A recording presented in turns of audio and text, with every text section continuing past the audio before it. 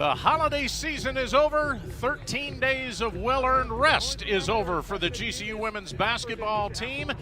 And that means with the semester less than 24 hours away, it is showtime here at GCU Arena as your GCU Lopes will host the Buccaneers of Park University. Good afternoon, everybody. Jim Howe welcoming you to 2021 and the second half of this already very promising season for Molly Miller's team as they take a 7-1 mark into their final preseason tune-up against the 2-2 Park Buccaneers. And I am so honored to welcome our Lopes insider to the microphones, Paul Coro, joining us for the first time this season. And Paul, Molly Miller has done exactly what she said in just about every facet. Now they have to get that 13 days of ring rust out in a hurry before Charlton State on Friday. Right, one last tune-up before conference play starts here at GCU Arena, but you've seen what they've established already in their 8 previous games, 7-1 record with a very near win on the road to make it an 8-0, perfect mark, but they've established their style of play. You've seen everything they've worked on over the entire offseason as far as buying into the high pressure, the quick rotations throughout the lineup and how everybody contributes. And one of the things that Molly Miller even said earlier this week is they have been blessed in the sense of they had 8 games on the schedule, now 9, and they were able to get all of them in. A lot of them were not able to do that, and Park is one of those that really have been the poster children for how COVID can affect a season. This is supposed to be their 11th game of the year, but they come in having only 4 under their belt, and they have 3 weeks of rest coming into this game instead of 2 because of their 6th cancellation. So that's something that the Lopes have to kind of take advantage of early and often. Certainly a tip of the hat to the protocols in place at GCU and the ability to host a lot of games here and be flexible. They switched a game to a road game that was already on the schedule, but you're correct. There's Division I teams all across the nation, high major, mid major, that are looking at 2 or 3 games in the bank right now, whereas GCU, especially when learning a new system, has been able to get all of that live action to have put things on film for Molly Miller and her staff to work on. And they now enter into the new year knowing that everybody else knows about their big freshman. Katie Scott has now racked up not 1, but 2 back-to-back WAC Player of the Week honors, and so the bullseye is on her dome, but Molly Miller and company know this is a full team effort, and they expect nothing less today in their final tune-up before Charlton State begins WAC play here Friday night. We've got all the starting lineups and all the play-by-play coming up on the other side of this break. It is your Lopes, and it is the Buccaneers of Park University Gilbert right here on GCU TV. It's the 20th anniversary of Operation Santa Claus. We've been feeding families and making kids happy for 20 years. 2020 has been tough for everyone. More kids, more families need your help this year. In celebration of 20 years, please donate $20 or bring donations to Sanderson Ford, Sanderson Lincoln, or the UPS store nearest you. And you might just win a new F-150 truck or a Lincoln Corsair. Donations benefit local charities only. For more info, go to givetotheclaus.com. When life seems uncertain, there's one credit union that provides both dollars and cents. Copper State Credit Union. With solutions that focus on our members, you can take advantage of competitive rates, free cashback checking, and local attentive service. Uplifting our community is a standard we live by. That's why thousands of your Arizona neighbors rely on us. Strengthening Arizona families through financial empowerment. That's Copper State Credit Union. Jim Howe, Lopes insider Paul Coro back here for this Sunday afternoon matinee as the Lopes end 13 days of rest, and they get ready for the team just down the Superstition Freeway from here in Gilbert, Park University, who's only played 4 of their first 10 games due to COVID protocols, so they'll try to get the rust off early. Down to center court and our PA announcer, A.C. Larkin. Good afternoon, ladies and gentlemen, and welcome to the beautiful GCU Arena and this afternoon's women's basketball matchup featuring the visiting Buccaneers of Park University Gilbert and your Grand Canyon University Artos. At this time, we ask you please rise. Gentlemen, please remove your hats as we begin led today by Josh Gillespie, a junior majoring in finance and economics, and he's also the Habits president here at GCU.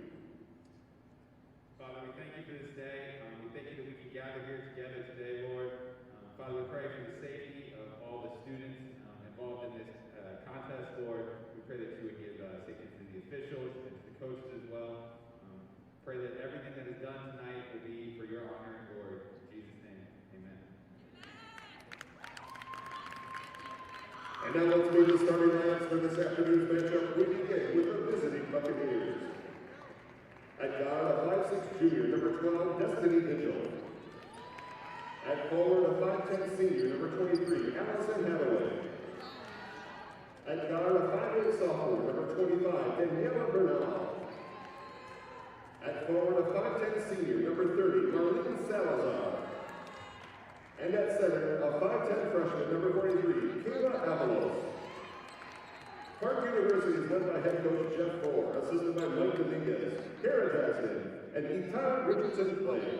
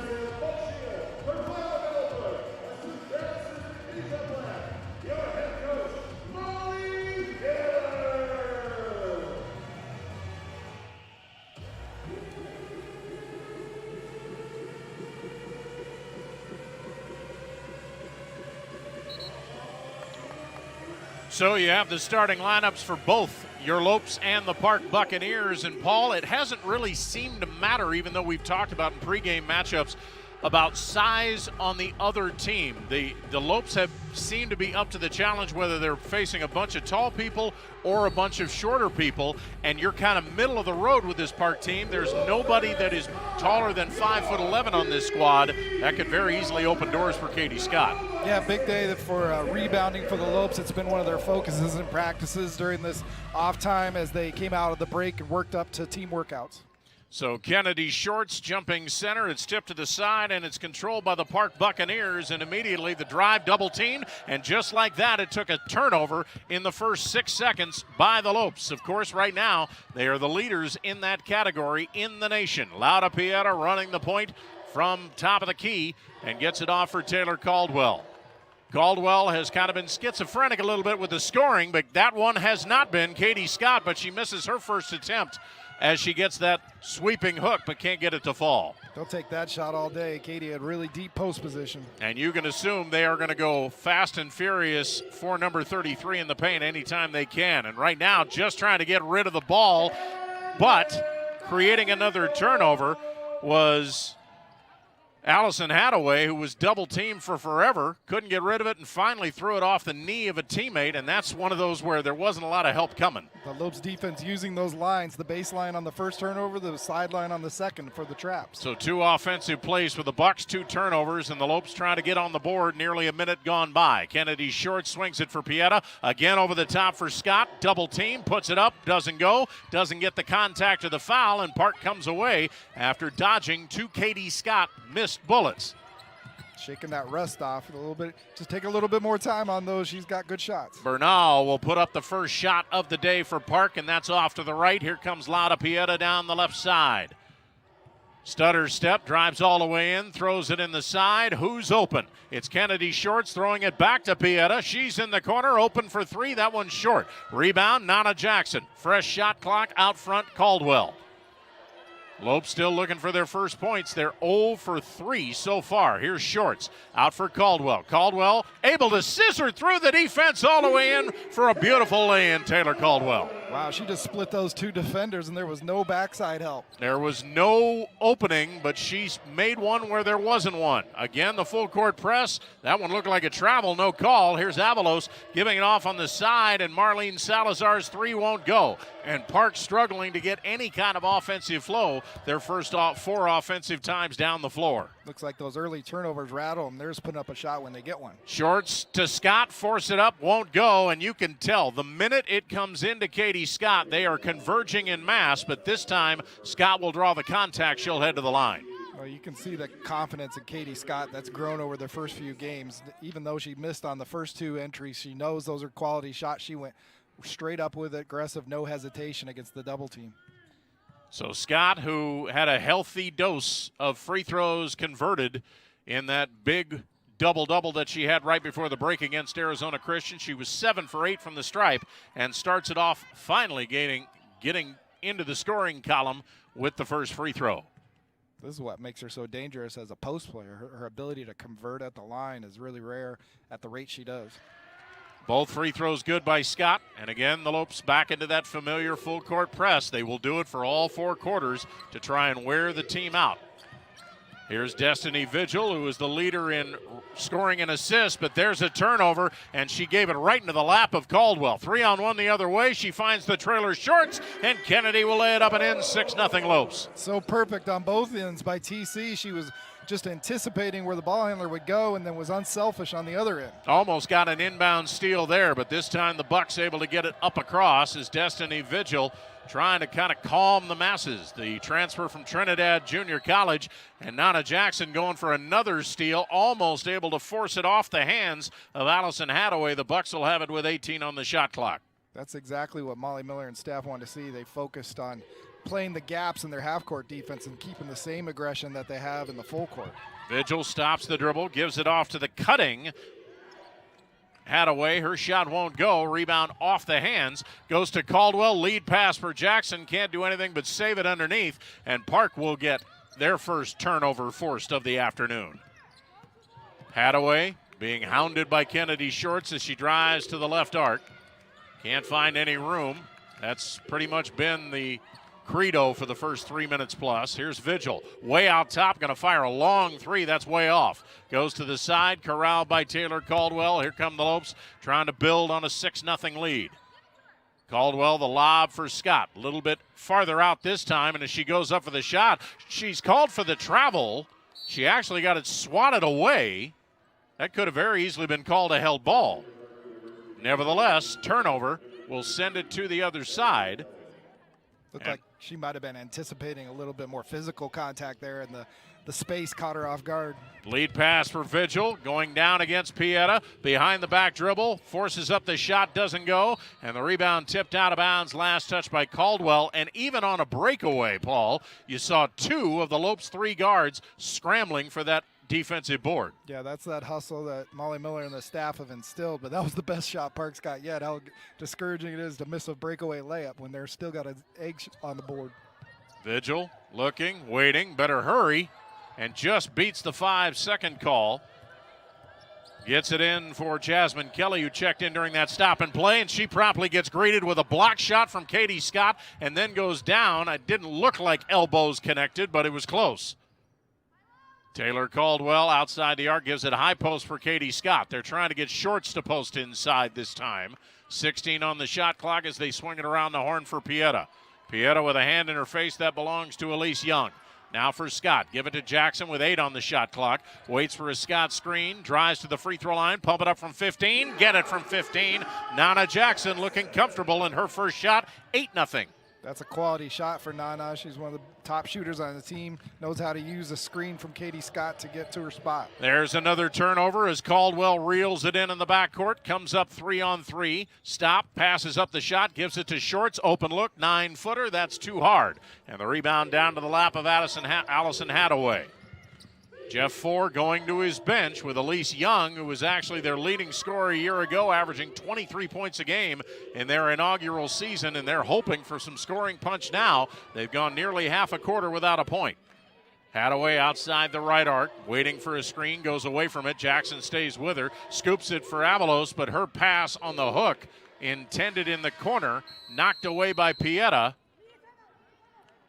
And that will bring us our first break in the action. Timeout on the floor, 4:59 left to go first quarter. So far, all Lopes. It's GCU 8, Park University nothing right here on GCU TV.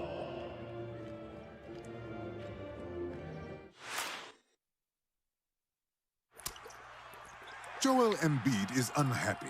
Like, really unhappy. Because the internet keeps using not-so-amazing GIFs to react to his amazing highlights. Mountain Dew presents the Joel Embiid Deserves Better Reactions gift collection.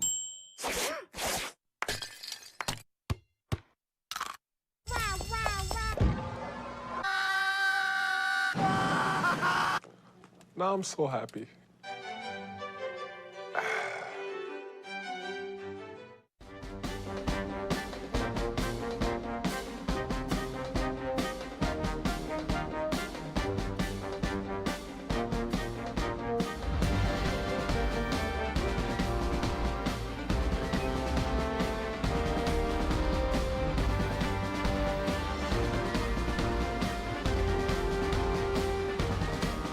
Find your purpose at Grand Canyon University. Private, Christian, affordable. Visit gcu.edu.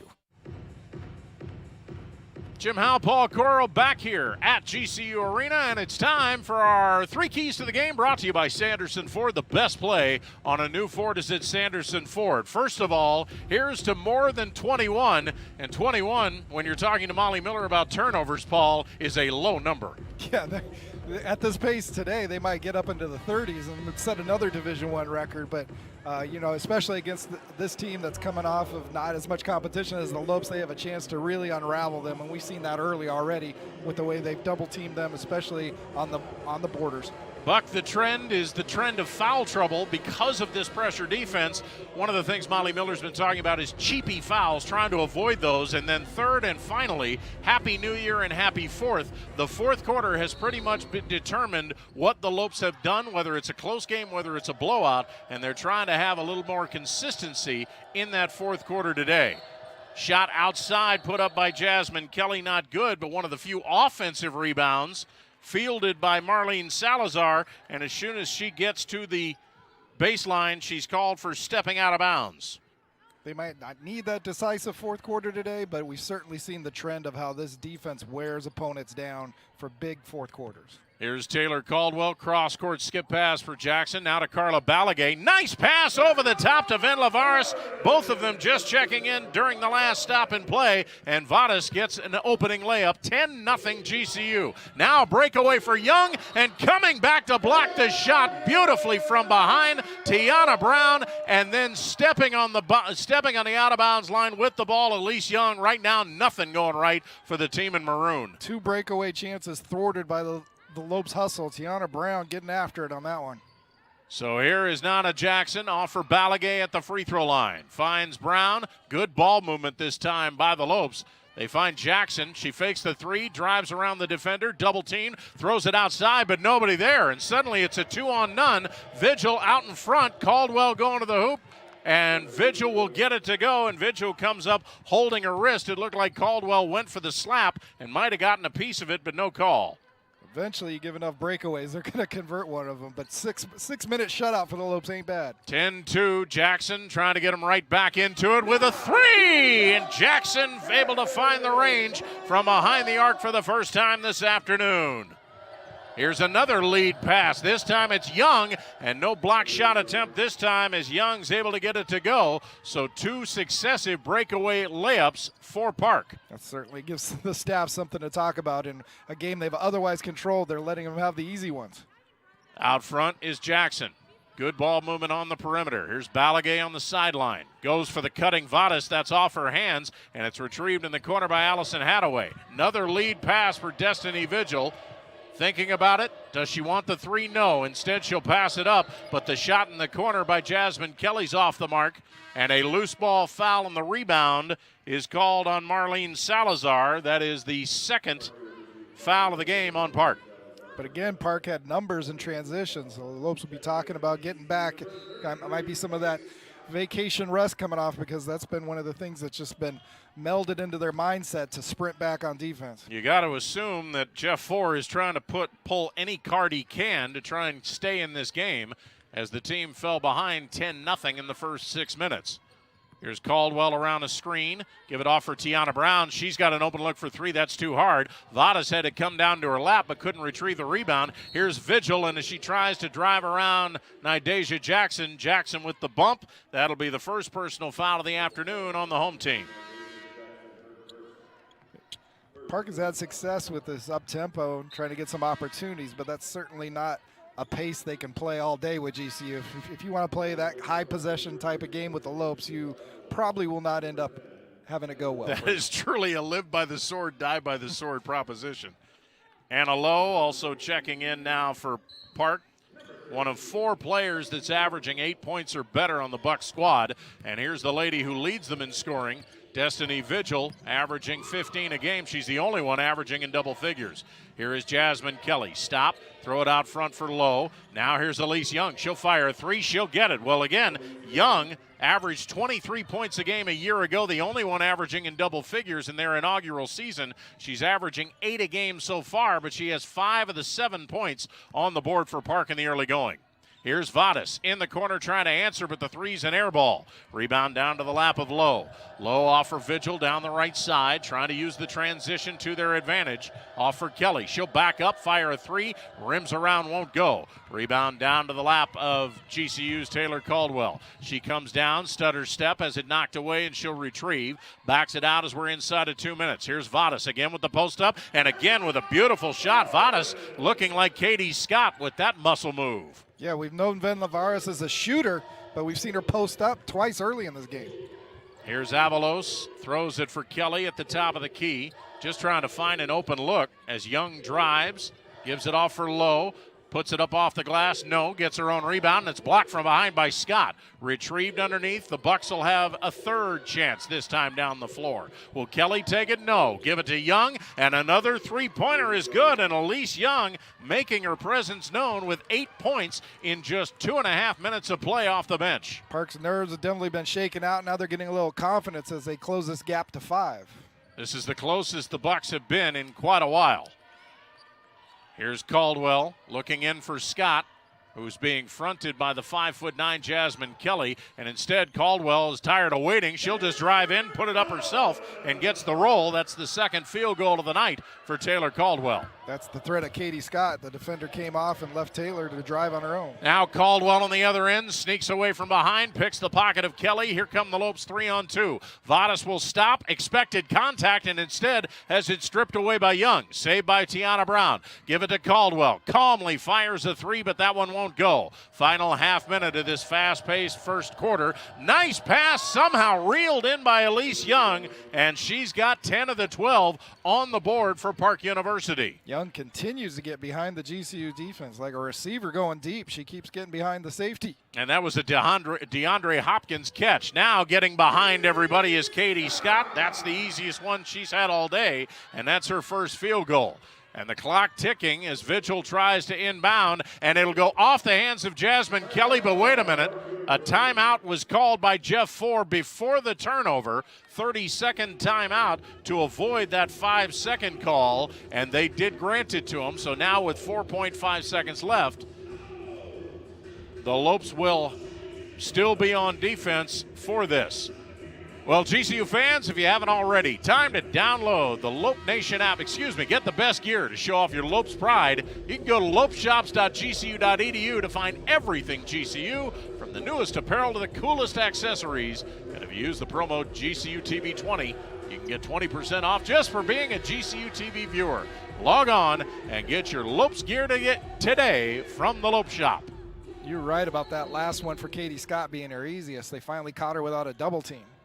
I think they were looking transition. 2 seconds. Will they get a shot off? Vigil not seeing the clock, and that's how this one will end. So the Lopes score the first 10 points of the quarter, and they have a lead of a touchdown as we finish 1 quarter of play here at GCU Arena in this Saturday afternoon matinee. Here's your score. The GCU Lopes 19, the Park University Buccaneers 12. Keep it here for more exciting Lopes women's basketball on GCU TV.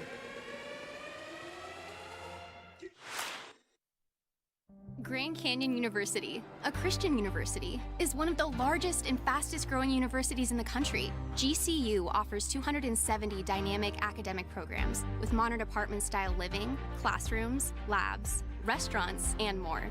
Located in beautiful Phoenix, Arizona, GCU's vibrant community and expansive campus is ranked top 20 for best college campuses in America.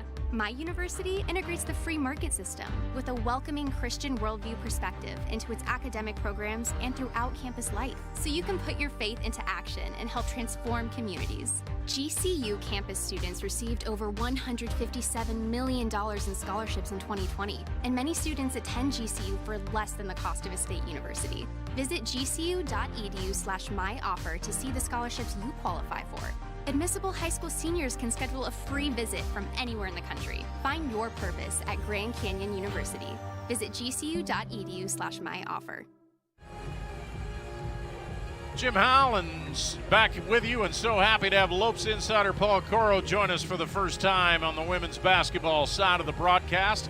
And as we look at one big stat in this first 10 minutes of play, Paul, the Lopes are 8 of 16, shooting 50% from the field, and they've held Park to just 29%. But one thing Molly Miller's probably a little disturbed about, they are so used to out-shooting field goal attempt-wise. They're not used to having Park shooting 17 field goal attempts in a quarter as opposed to the Lopes 16. Right, that's because they've given up 5 offensive rebounds. That was one of the break conversations they had about hitting the boards better, but they are on pace for their usual turnover numbers. They got 7 in the first half, so here comes another 20-something, maybe 30 game. Lopes start off the second quarter with the basketball and a 7-point lead, and a lineup of Lada Pieta, Tavia Rowell, Katie Scott, Tiana Brown, and Ven Lavares. And the first shot for Rowell is off the mark, but then the pass to try and get that transition going for Park is equally off the mark, and there's turnover number 8, almost on cue, Paul. Yeah, we're seeing a heavy rotation already, as usual, from the Lopes, but Tiara Brown is not in uniform today. Just precautionary. She's had that hamstring bothering her, and they want to make sure she's ready for conference play. Scott driving all the way to the hoop. She'll score 6 points now for the 2-time WAC Player of the Week. Vigil, full head of steam as she streaks down the right side, but she doesn't have the numbers with her as the Lopes are back defensively. Instead, she'll pump it up from 3 way too hard. Rebound corralled in the opposite corner, though. And as it goes back out front, a whistle.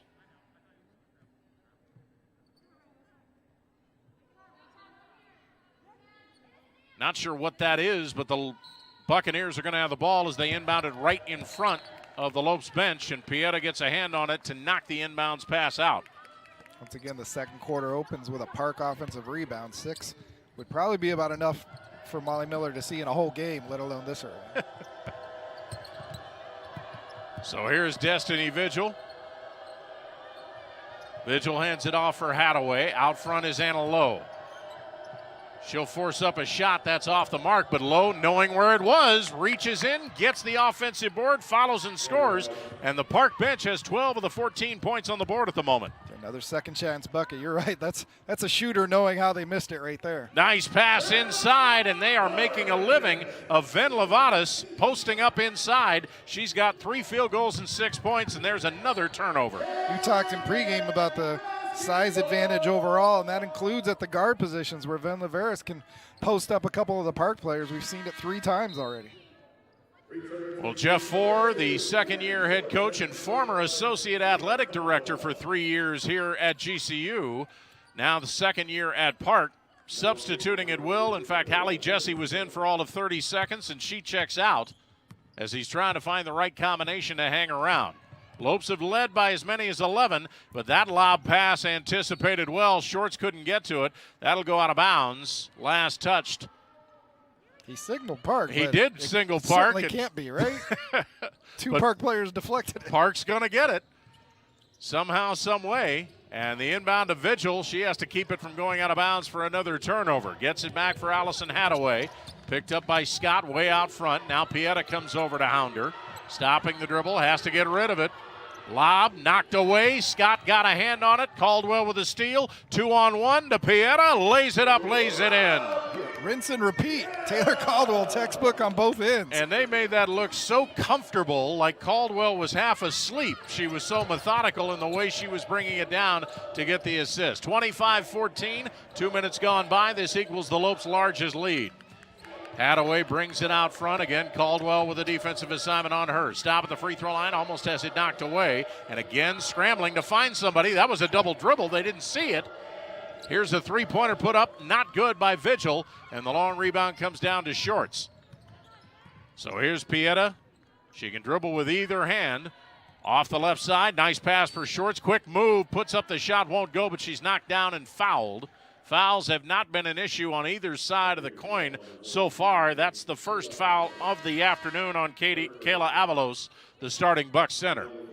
Kennedy has that long stride, and when she makes that first quick step, she can get to the baseline quickly, and that time Avalos didn't seal her off, so it didn't matter if she could finish because she had already got the inside track to take the body shot. It's one of the things Molly Miller has been talking about because Kennedy Shorts really played sporadically for the first 2 years under Nicole Powell, and she said, you know, she can be a front liner. She just has to believe it as much as we do.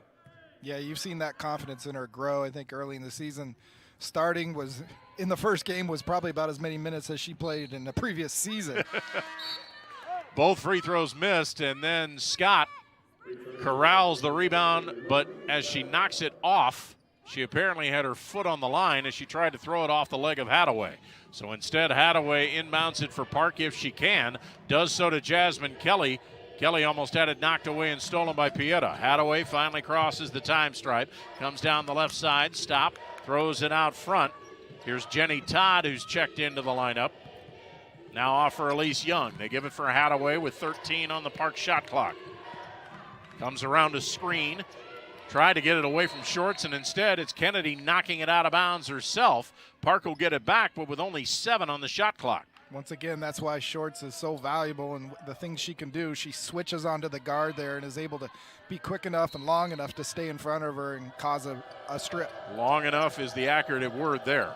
Inside Hadaway, that one rejected by Taylor Caldwell. She looked like she had plenty of long arms there as she gets the swat at 5'9". The shot clock is down to 3 as the Bucks will try again.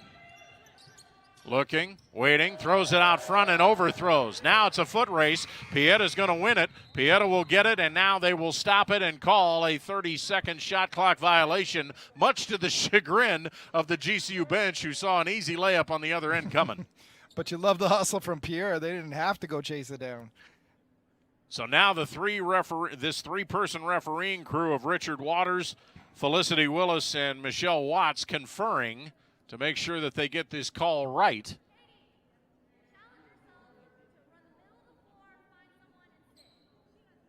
The question I think they're also debating is whether or not it was actually touched, because that inbounds pass went over the hands, which would mean they would have to inbound it down there.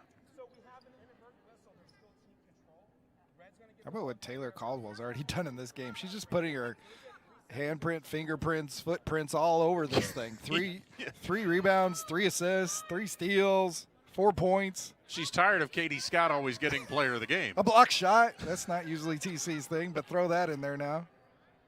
So Park's going to get the basketball now with 3 seconds on the shot clock. Inbound to Kelly. Kelly's going to fire a half-court shot that goes out of bounds. Will they call a violation? Apparently they will this time. It almost looked like Taylor Caldwell might have gotten a piece of that shot. Now, before they start it, they're going to need to fix the game clock. There are not 70 minutes. Yeah. There we go. We don't need a marathon here. 7:03 is what they'll put up. Lopes with a lineup of Katie Scott, Taylor Caldwell, Tiana Brown, Lauda Pieta, and Kennedy Shorts. Refereeing crew making sure that they are on the same page as the press row.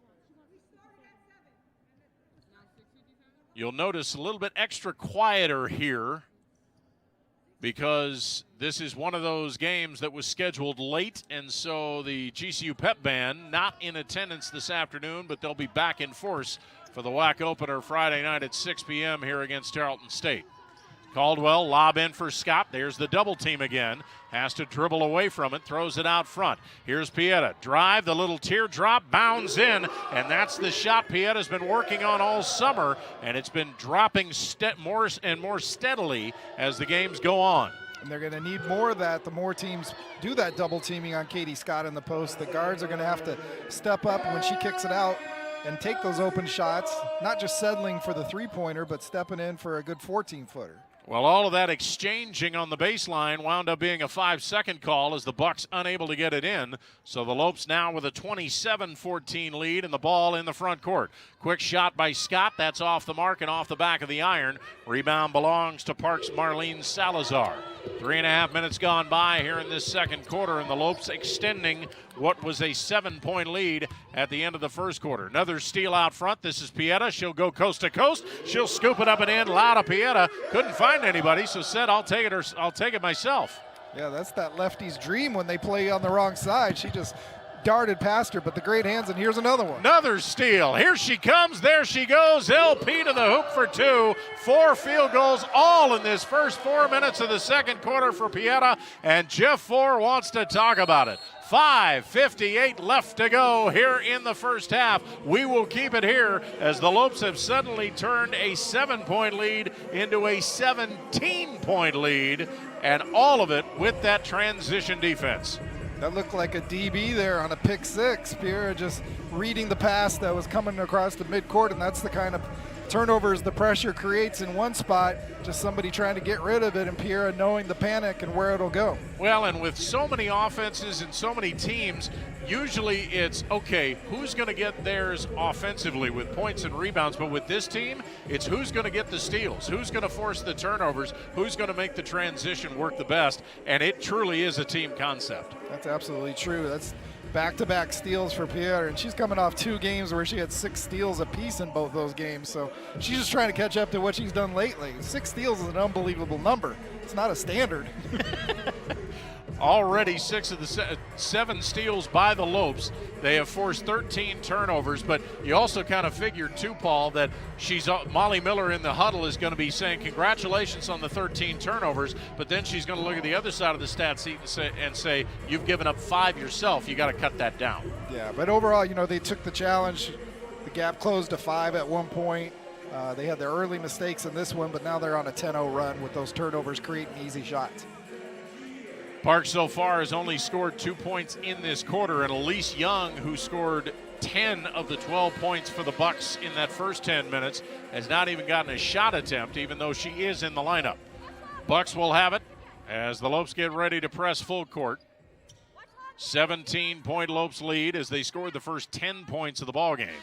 I think the big area of focus right now is just cleaning up those boards. Park's taking a lot of long threes, creates crazy rebounds, but they're getting about half of those rebounds. There shouldn't be an even count between offensive rebounds and defensive rebounds. Attaway struggling to get it out, and she'll throw it away again over the head of Jasmine Kelly. And Kelly trying to remind her teammates, hey, I'm just 5'7". That's the 3rd time in this first half that the ball has sailed over Kelly's head.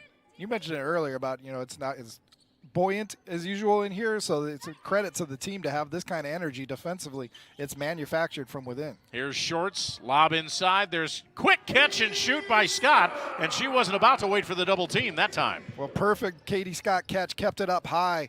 Kennedy threads that pass inside of 3 defenders. And here's Tiana Brown with the intercept, 4-on-3, gives it to Pieta, doesn't want the 3, she'll drive inside, scoops that one on, it won't go, and the rebound down to the lap of Marlene Salazar. Here comes Park, 3-on-2, Vigil passes up the 3, waits for the trailer, that's Attaway, she'll fire the 3 and she'll get it. Right now, that's about the only way that Park is keeping themselves in the ball game by shooting from behind the arc. They're now 3 of 13. That ends their GCU's second 10-0 run of the game. Quick turnaround, and the bank shot by Shorts answers that as it's back to an 18-point edge. Vigil just trying to throw it off the leg of Shorts, can't do it. Coming out Here are the Buccaneers. Kelly sees daylight, but she'll be knocked down and fouled. Scott got all ball, but then got plenty of the body. Tough to pick up somebody with their momentum already going. Katie Scott was trying to pick which way to anticipate her going, and she got a chance to get inside on the baseline. Good news for Molly Miller, kind of going back to what we talked about in the 3 plays of the game. That is only personal foul number 2 on the Lopes this afternoon, and only the first foul on Katie Scott. They haven't really needed to because Park's relying so much on the perimeter. Most of their shots have come from the 3-point line. Park's buzzword is escape. If they can get the transition over the top, they'll throw up a quick layup. Otherwise, they're going to fire away from outside. Yeah, when they get a little bit of gap out there, they seem more than willing to take it because they know it might be the best shot they get on the whole possession. First free throws of the ball game for Park come at the 4:48 mark of the second quarter as they're both converted by Kelly. Here's Pieta. Nice catch, nice drive, nice shot, and Lotta Pieta on fire. 10 points all in this quarter. GCU's finding that middle's open on the dribble drives. Now Anna Lowe sheds the defender. Pieta able to knock the ball away, but Salazar is there to scoop up the garbage, and Marlene Salazar will put it up and in. Well, that's why you tell the players to hustle all the time. You never know it, and with the first placer challenging, you're hoping for a rebound. Scott high off the glass and in on a nice assist by Caldwell, who threw it half the floor just to get it into the lap of number 33. Quick inbound. Here's Kelly. Off for Salazar. Salazar lead pass for Vigil. Again, out in front of the pack. This time Vigil will get an easy lay-in, but that's only her second field goal. It's a credit to Park. We've seen them get behind the GCU pressure defense just about more than anybody this season. I think we already know what the film room is going to look like tomorrow for GCU women's basketball. 3:40 left to go, first half. Lopes have led for the duration. Here's Scott on the drive, has it knocked out of her hands. Saved by Shorts, out to Pieta, fires a 3, won't go. Long rebound to Scott. Scott will muscle her way back in and put it up, and despite the double team that Scott has had to endure, she's in double figures with a dozen. Muscle is right. She had to power through some bodies there. Might have had a and one. Salazar down the right side, but the Lopes are all back defensively. Gives it to the trailer Vigil, who on cue will fire a 3 and get it. Vigil now with 7 points and starting to warm up on the Buck side. 41-26. Pieta start to drive. Throws a no-look pass for Short. Sees daylight. She'll scoop it up. She'll scoop it in. Wait a minute. Wave it off. I think they might have called a travel. I think they called extra steps on Kennedy Shorts. Shorts with kind of that sweeping, swooping move. Didn't necessarily look like traveling from here, but nevertheless, another turnover for the Lopes. Vadas in to pressure the inbounds pass, and Hadaway can't get it in. It'll be an inbounds violation. I don't think it was a 5-second call, Paul. I think they said she crossed the line before she actually threw the ball. Yeah, she was trying to do a long chest pass and kind of lunged her body forward to do it. I think that internal clock was also telling her that she was close to 6 seconds. 16th turnover by Park. That is amazing, and we still have 3 minutes left to go in this first half. Pieta drive the baseline, double team, doesn't matter. Right now, give the ball to LP. Yeah, this is really good to see from LP. They could use some offense for her, and she's finding her best places to get it. Pieta now has to go on defense with Vigil. Gets her to force up the shot, but Vigil starting to warm up like her opposite number. Vigil now with 7 or 9 points here in the last 2 minutes of play. Might not have to wait for film room for that transition defense conversation. It might be coming in about 2.5 minutes. Amen. Here is Tiana Brown. Open look for 3, in and out, stays out. Vadas battling with Jasmine Kelly underneath, but Venla didn't have the inside position, and that'll be a loose ball foul on the native of Unta, Finland. So with 2:24 left, Pieta will get a much-deserved breather and high fives all the way around as she goes back to the bench. Taylor Caldwell will slide to the point guard spot as Vadas covers the inbounds pass of Jasmine Kelly. It's already one of Pieta's highest scoring games of the season with 12 points. Here is Lowe, lead pass for Vigil. Now can she get to it? No, she stepped on the line before she was able to save it. So another turnover, and Vigil looking at her teammates saying, hey, that works, just calm down. So the Lopes with the lineup for the final 2:20 of Taylor Caldwell, Carla Balagay, Tavia Rowell, Ven Lavaris, and Tiana Brown. So Scott and Pieta, the hot hands, both on the bench. Here's Caldwell. She picks up where they left off as she buries the 16-footer. 6 points now for Caldwell. Salazar, another lead pass. Vigil has to track it down in the corner. Lopes scramble back defensively.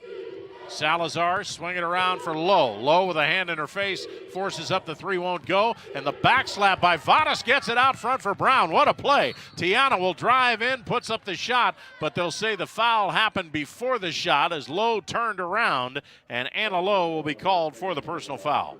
Super savvy, heady plays on both ends. Ven Laveras with the slap, as you said, ahead on the loose ball, those 50-50 balls that Molly Miller loves to convert the percentages on to, what does she usually say, 60-40? But also Tiana Brown on the breakaway, she dribbled into the contact while it was moving to draw the foul. And Vadas knew when she slapped it that she was going to get slapped herself. She wound up on the ground and didn't see the end of the play. Minute 47 left.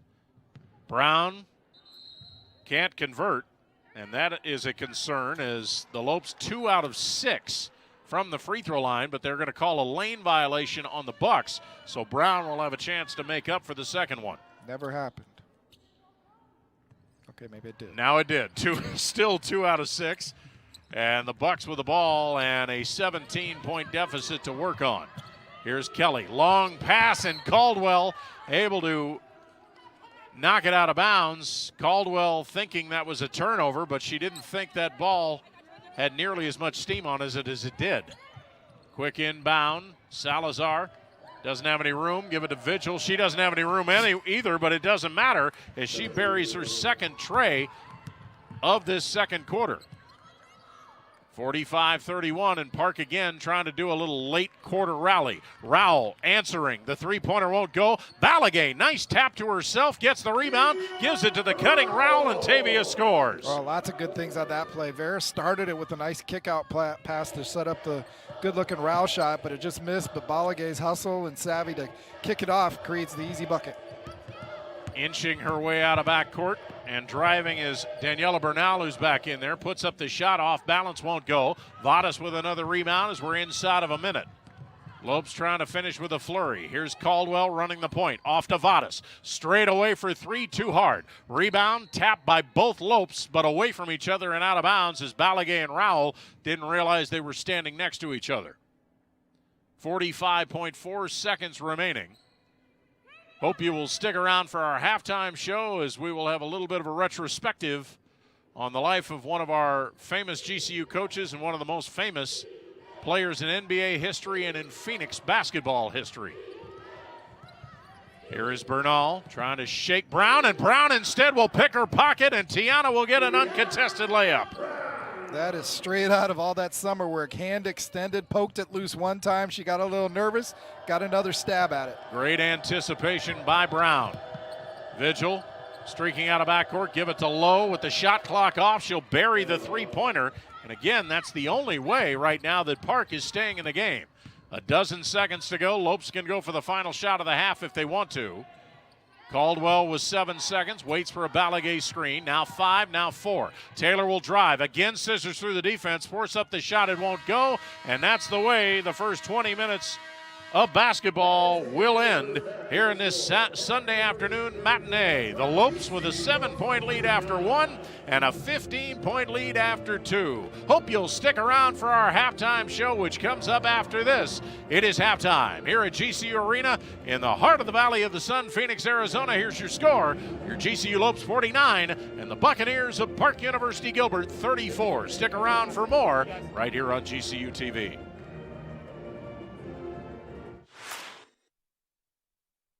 When you have the urge to play outside, Tire Pros wants to get you there, offering convenience, selection, and our national roadside assistant. Message us or schedule an appointment online at Community Tire Pros today. Tire Pros, we're here for you.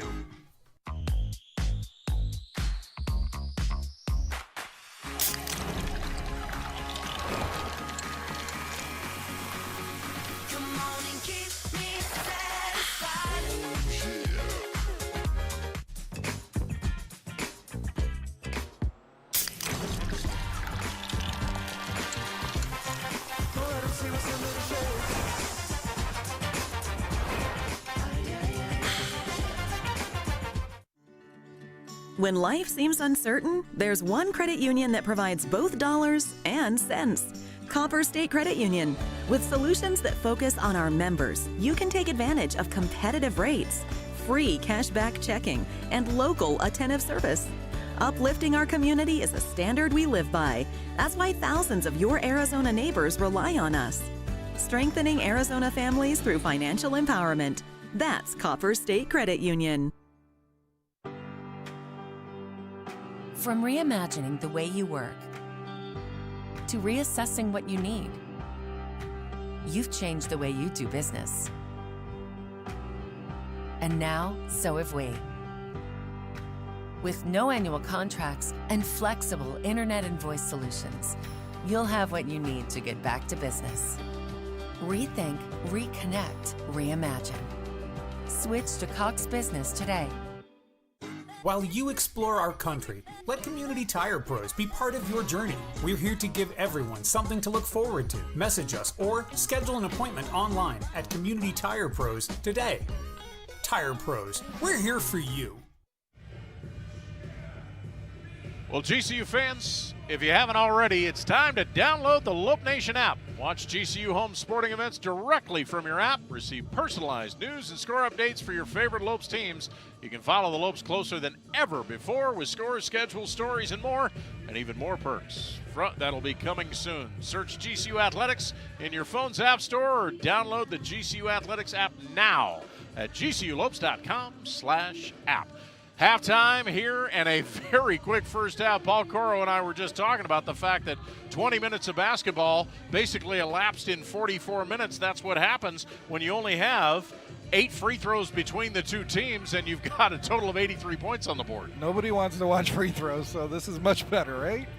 And you look at this and you see the fact that it's a 49-34 lead. The Lopes scored the first 10 points of the ball game, led by as many as 18 on a couple of occasions, and every single time Park was able to make something happen in the transition, Paul, it seemed like all of a sudden the Lopes hunkered down defensively and made the defensive stops in the backcourt. Yeah, an incredible 18 turnovers forced. It's been that pressure once again, many of those coming in the backcourt, but also doing a better job of getting into lanes and anticipating on the other side to get some steals. The one area we know Molly Miller's going to talk about at halftime is the rebounding. They came into the game with a focus on that. They've given up 9 offensive rebounds. Going into the break, they had given up 16 to Arizona Christian in that game. Although dominant here, it's still an area where they don't want to be giving up extra shots to opponents. So a 15-point lead here at the break, and now we want to transition from women's basketball to men's basketball. And yesterday morning, we lost one of the greats of NBA history, but also one of the greats of GCU history, as the man who put up a very brave fight for several months on an aggressive form of brain cancer, Paul Westphal, lost his battle with it at age 70. But Paul Coro, I know you had a chance to get to know him not just on the Lope side, but also on the Suns side. We obviously have heard about all the stats and all the things he did as a Suns player and a coach, but he was also a not just a special player and a special coach, but a special person. Yeah, it's people here at Grand Canyon know that he, first off, is an incredibly strong Christian man and with great values. He has been good to everybody his whole life. We see a lot of players kind of take on a different personality in retirement and become more gracious and such. Paul Westphal was like that from the beginning. I didn't know him as a player. I was a kid growing up in Phoenix like you. You were a ball boy. And yeah. Have those memories. We all looked up to Paul Westphal as a player, and to be able to meet him later in a professional role. I never covered him, but he was an NBA coach for other teams while I was covering the Suns, and got to meet him through those avenues, and he was always incredibly gracious. I thought it was amazing that Paul Westphal would know my name, but then again, it was probably not hard to remember. But just a really good man who treated everybody with the same care and genuine attitude, and was a brilliant coach. As much as he was a great player, a Hall of Fame player who was a 5-time All-Star, 3 times on All-NBA first team is an incredible feat. Had his best years in Phoenix, won a championship in Boston, but then turns around and takes his coaching career that began at Southwestern Baptist and then really grew here in 2 years, the winningest 2 years in GCU history that ended with the 1988 NAIA championship. They were averaging 95 points a game. Yeah. That was an incredible era. And he also won that national championship after he had suspended the leading scorers of that team, which, it tells you, one, about the principles of the man, that he wasn't just going to overlook things because they were in the national tournament, but also the ability to continue coaching them to a national championship, and that's what led him into getting a son's assistant coach job and then the head coach job that took him to the NBA Finals in his first year there. And it speaks not just to the character, about the fact that he's willing to take that chance and dismiss his top 2 players as they are on the precipice of one of the greatest moments in GCU history because of his principles. You also look at the fact that his principles and his coaching career started on his principles, because I know that he joined you for the Lopes Insider podcast a couple of months ago, and one of the things he talked about was that his coaching career started at Southwestern Bible College, which is now, of course, is Arizona Christian, and he started it doing it for free.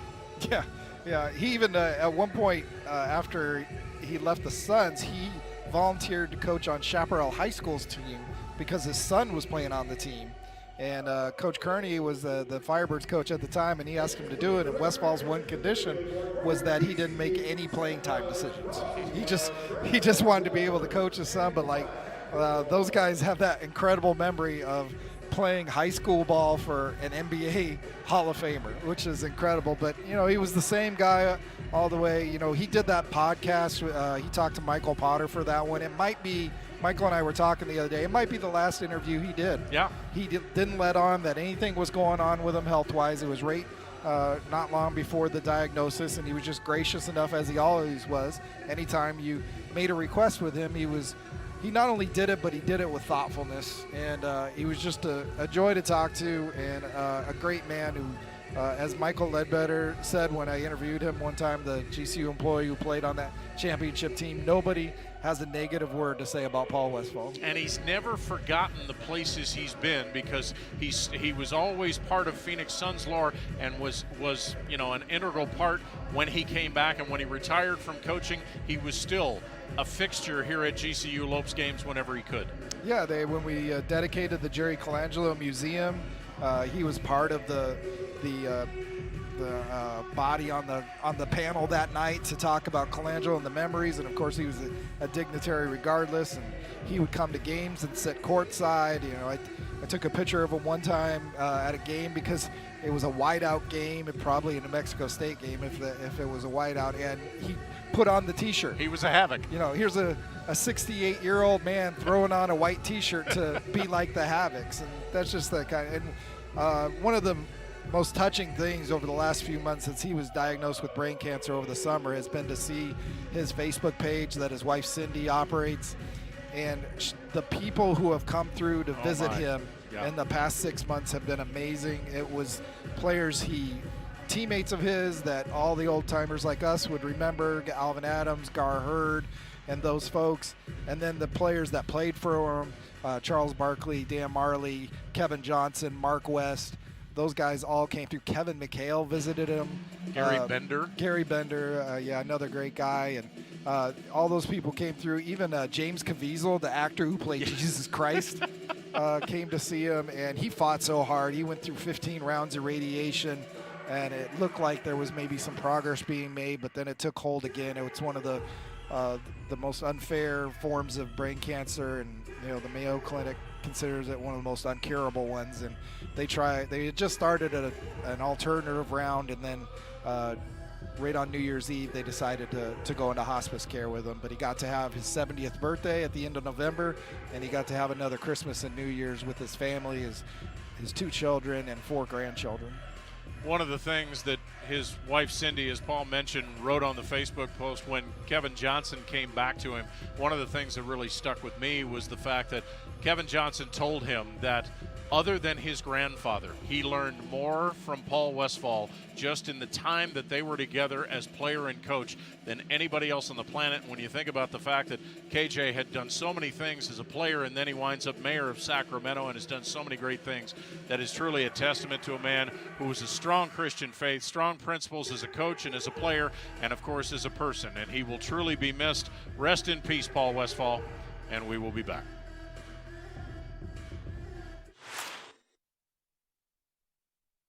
Grand Canyon University, a Christian university, is one of the largest and fastest growing universities in the country. GCU offers 270 dynamic academic programs with modern apartment-style living, classrooms, labs, restaurants, and more. Located in beautiful Phoenix, Arizona, GCU's vibrant community and expansive campus is ranked top 20 for best college campuses in America. My university integrates the free market system with a welcoming Christian worldview perspective into its academic programs and throughout campus life, so you can put your faith into action and help transform communities. GCU campus students received over $157 million in scholarships in 2020, and many students attend GCU for less than the cost of a state university. Visit gcu.edu/myoffer to see the scholarships you qualify for. Admissible high school seniors can schedule a free visit from anywhere in the country. Find your purpose at Grand Canyon University. Visit gcu.edu/myoffer. Joel Embiid is unhappy. Like, really unhappy. Because the internet keeps using not-so-amazing GIFs to react to his amazing highlights. Mountain Dew presents the Joel Embiid Deserves Better Reactions GIF Collection.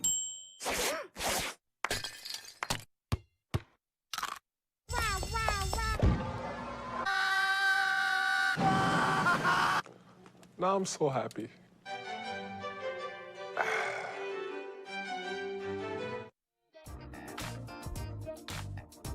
My favorite rap artist is Drake, but my favorite Christian band is Mercy Me.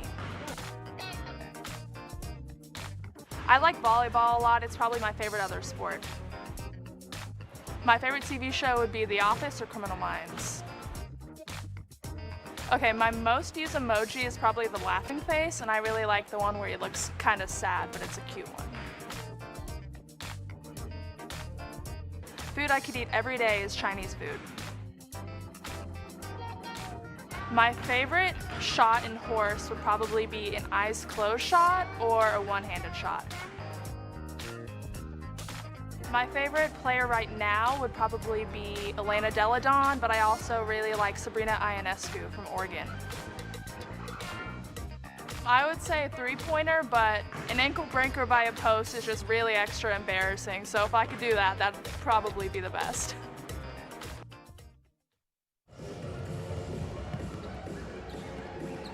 Time to take a look at the upcoming schedule, and it's brought to you by Commonwealth Insurance, the way insurance should be.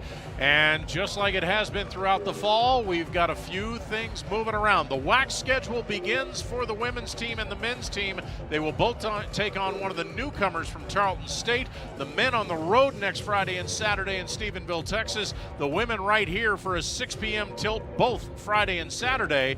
But then the men's WAC opener, Paul, a little bit adjusted. For the home opener, yes, they're looking for a couple games to fill the week where they would have played Chicago State, which has canceled its season. Only on the men's side. The women did cancel their initial, from Chicago State, canceled their initial conference opener against RGV, so there's some questions there. But interesting start to WAC play. The Lopes had tried to set up on the men's side a back-to-back to sort of ready themselves for this style of back-to-back games, but those got canceled because of COVID protocols. So it's going to be interesting for everybody to play this sort of tournament style, but except you're repeating the same opponent, it's going to make it really tough on the turnarounds to beat the same teams twice.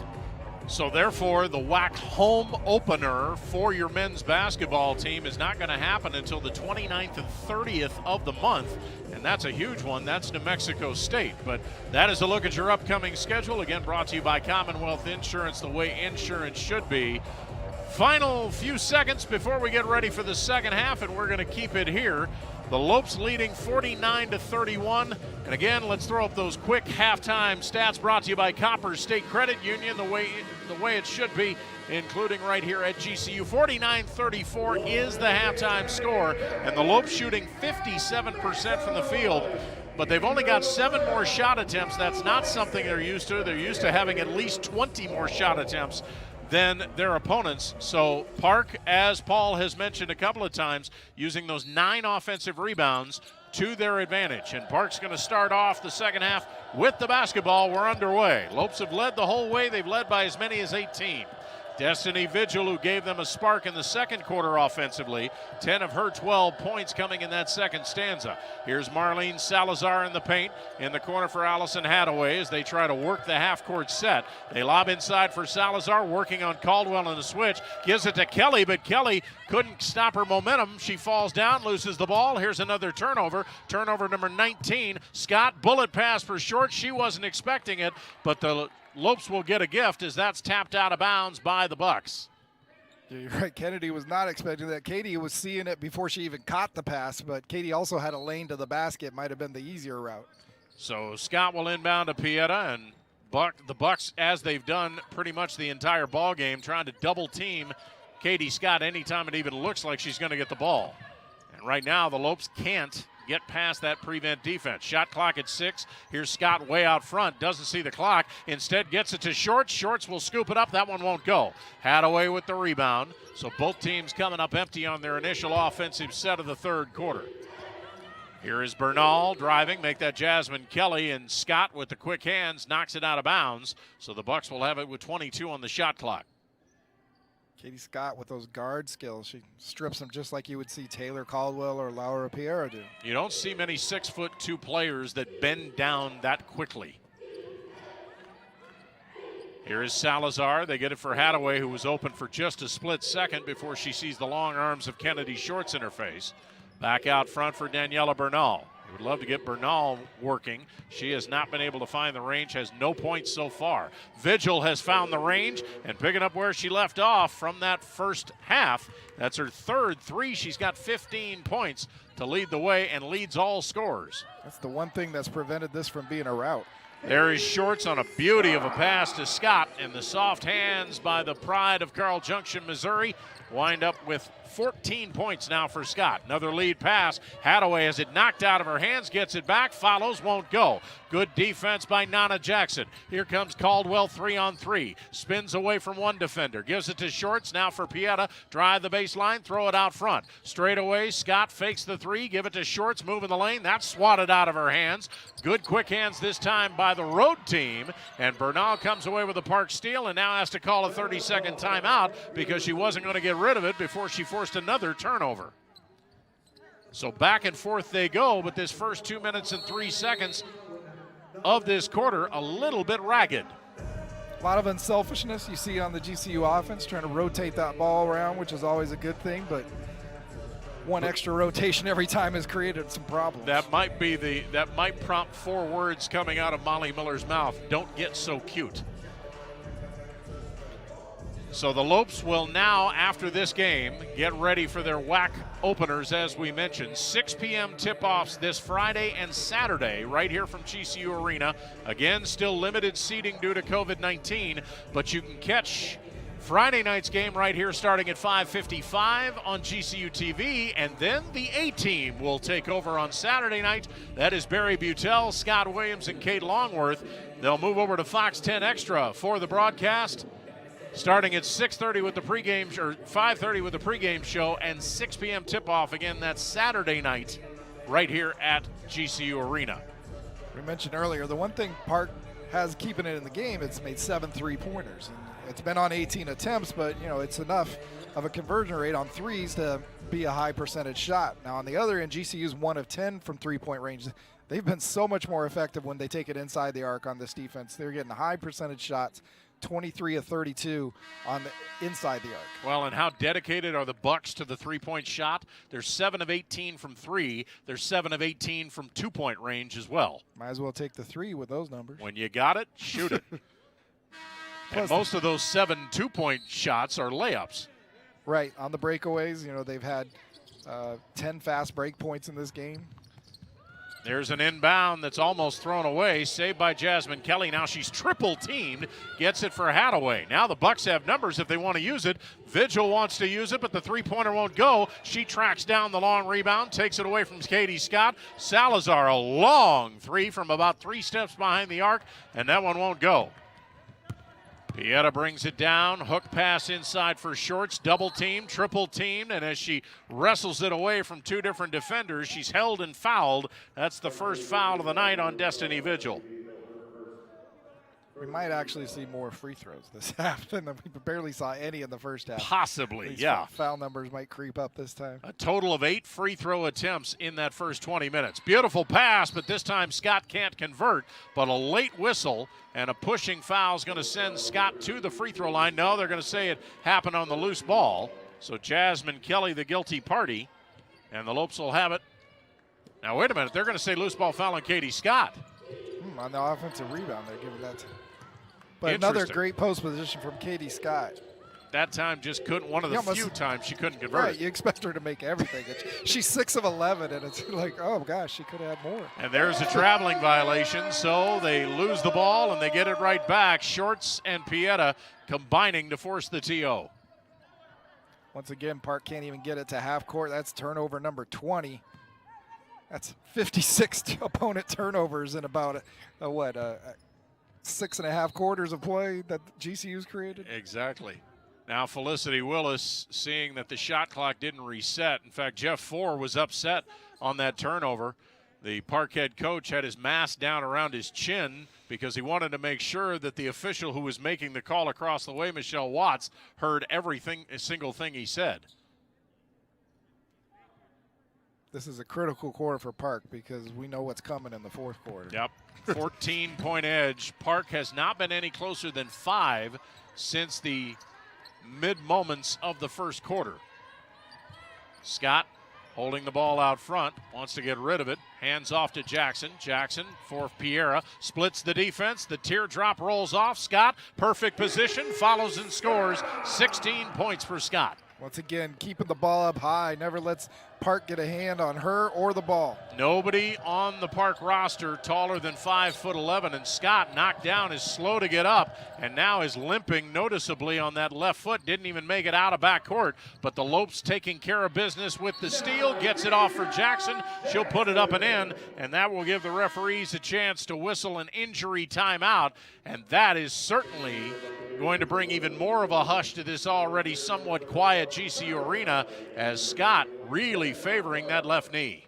Yeah, that's always a little bit of a scary situation when it's involving the knee. Don't know if she banged it or got a little twist. Don't want to speculate on anything, but she's got the athletic training staff already helping her. She's walking. That's a great sign. So back to live action. Kelly, open look, three-pointer rolls off, and the Lopes converging. There were 4 different Lopes underneath of the defensive board. Beautiful pass, Caldwell, right on the money to Ven Lavaris, and Varis will score. Wow, what a pinpoint pass from Taylor Caldwell from 2/3 of the court, and Ven Lavaris having a great game. Vadas has 4 field goals, all on layups, 2 of them where she was posting up and muscling the shot in as the Lopes force another turnover. Varis is redefining her game today. You know, she's 4 of 5 in the paint. Well, and we knew last year, if Ven Lavadas and Tavia Rao were not hot from three-point range, they may not be in the game very long, but they have definitely changed their games, and it's definitely to the benefit of them and the team. Jackson's 3 won't go. Scramble for the rebound, but the Lopes can't get to it, and the Park Buccaneers will have it going the other way. Kayla Avalos will check back in for Jeff Four's team along with Anna Lowe. Hadaway and Jasmine Kelly will check out. Lowe looking to inbound. Lopes not covering the inbound, and that's why, as Pieta almost had another inbound steal but couldn't save it. So Lowe will try it again, this time on the opposite side of the basket.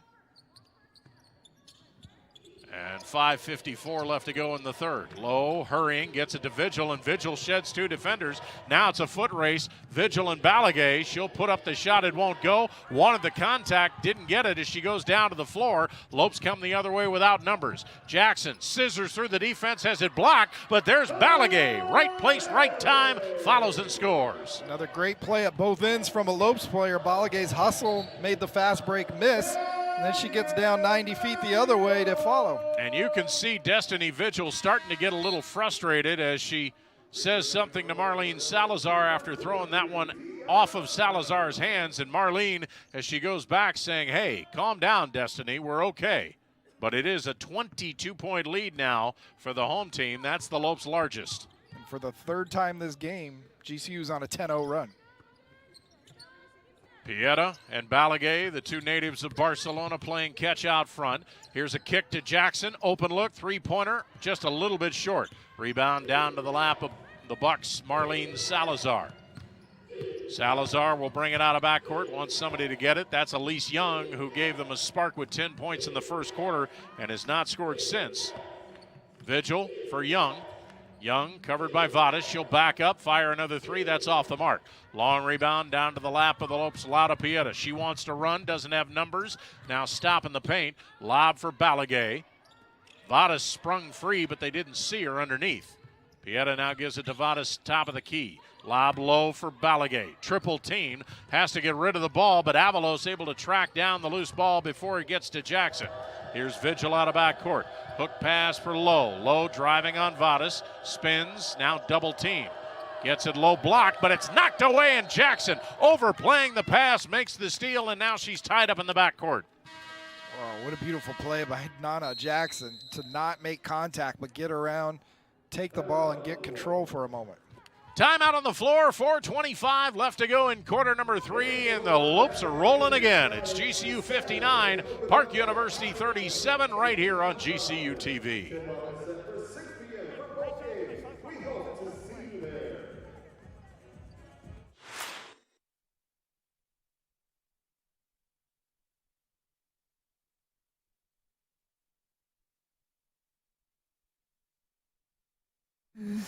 You know, with the sauce, it gives you a little bit of, and the cheese, it's the exact right amount of, it's almost too hard to put into words.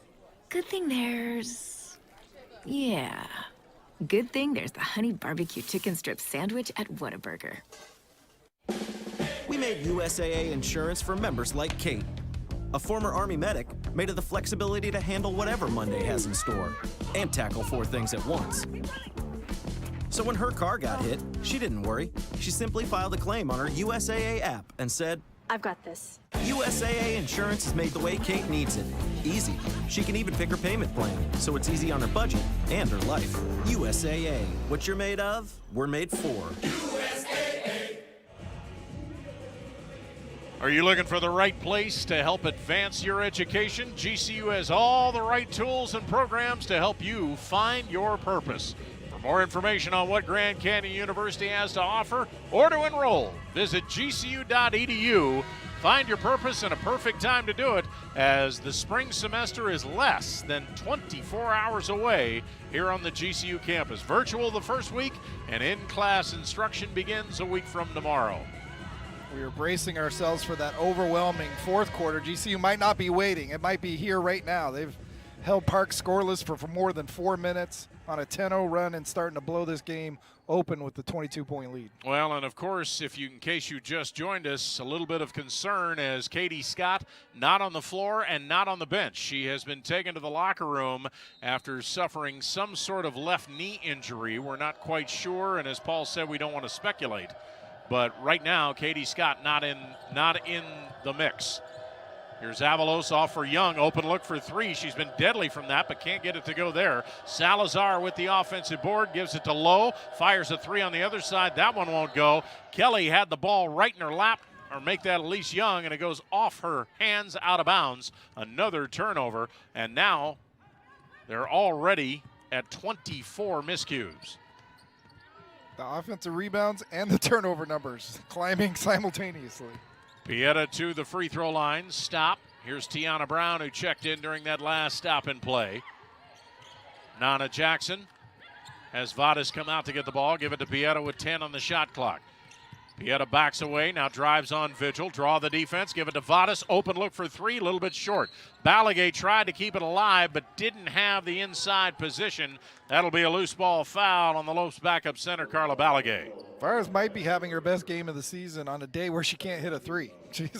She's 0 for 3 from three-point range, but she's been really good in a lot of other departments. What did we say? Find your purpose. She's finding a whole bunch of different ones. Now Vadas comes over to attack the inbounds pass, who goes over the top to Salazar. Salazar now to the trailer. That's Elise Young. Good defense by Jackson. Held her ground, made her miss, and here comes Nana the other way.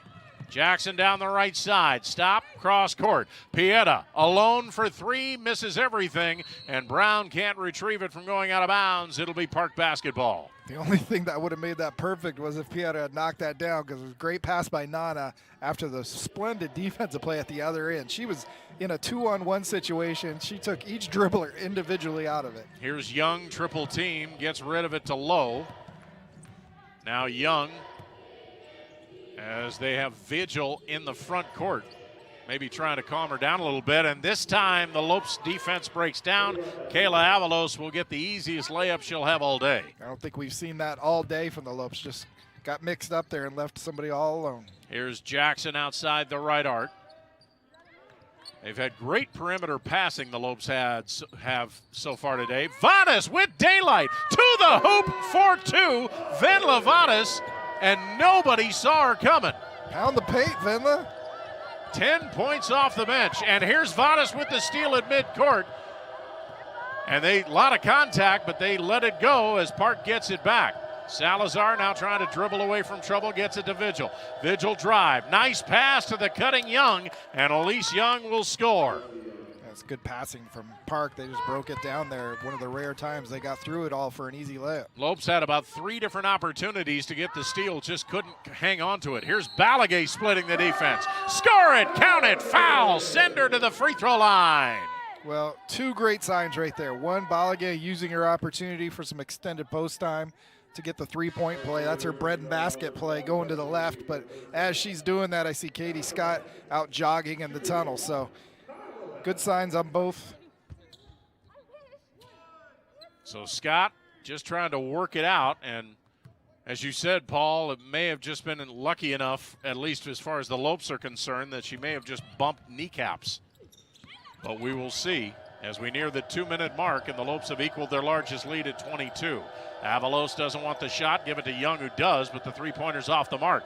Balagay, nice play going over the top cleanly to get that rebound. Here's Jackson on the other end, just sidesteps the defender, can't get it to go. The trailer is Caldwell, puts it up, won't go, but she's fouled.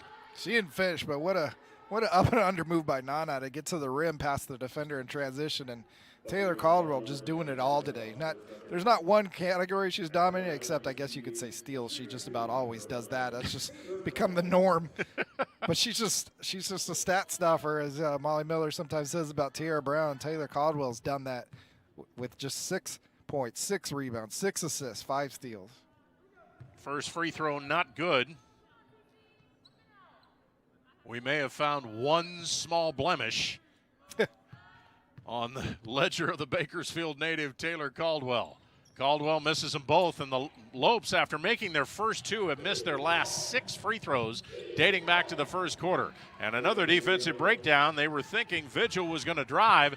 Instead, she pulled up and made her 4th tray of the day. Now, they've learned where their best shots are. They're better off pulling from three-point range every time. That's their 8th three. Here's Brown splitting the defense all the way as she drives through half the county to lay it in. Here's Anna Lowe, and anticipated beautifully. Jackson with the steal, the wheel, and the deal. But lackadaisical inbound, the Lopes are looking for those sorts of plays and pounce on it. Jackson going for another steal. This one she can't finish, but they will gladly come over. Taylor Caldwell and Tiana Brown will to help their teammate up. Jackson showing all of that experience that she got at Providence and Youngstown State, and the grad student coming to play here in this third quarter. Katie Scott back on the floor Best news the Lopes could get this half. We'll see how much mobility she has as it's a lob pass. Looked like the corner of the end zone, and defenders on the floor, and a foul called on Jackson as she was just a smidge late to try and get that steal.